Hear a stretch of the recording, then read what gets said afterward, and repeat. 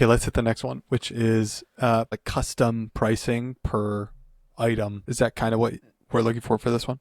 Not necessarily. I think that this just means fixed scope for fixed price.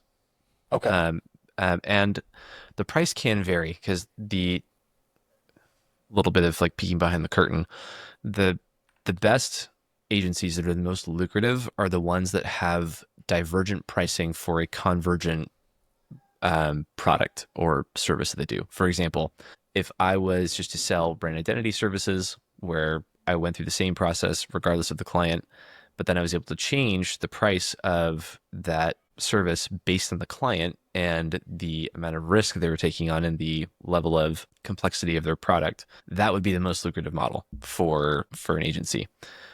Uh, but this could also be something that is far more transparent, where you have a set of deliverables that you provide a price for on your website, and you buy it the same way you would buy a box of crackers, Mm-hmm. where you know exactly what you're getting, and this is the end result that you can expect. Yeah. Like productized. Yeah. Fixed scope, Yeah. fixed cost. hmm And Um, I think that this has a really good balance of benefits and drawbacks, which is a good thing. Yeah. mhm.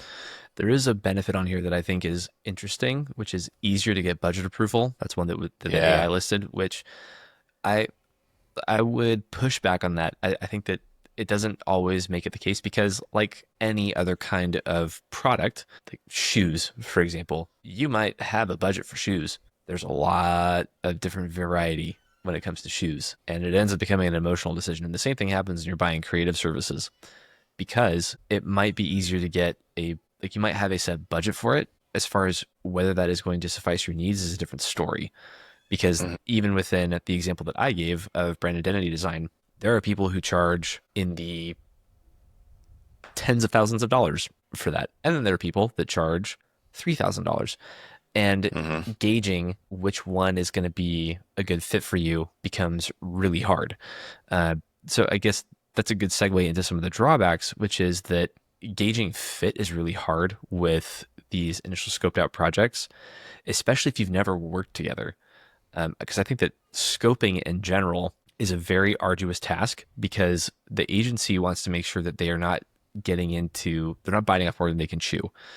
But client wants to make sure that they're actually going to get the thing that they want. And there's always a gap in understanding there that gradually closes as you work more and more together.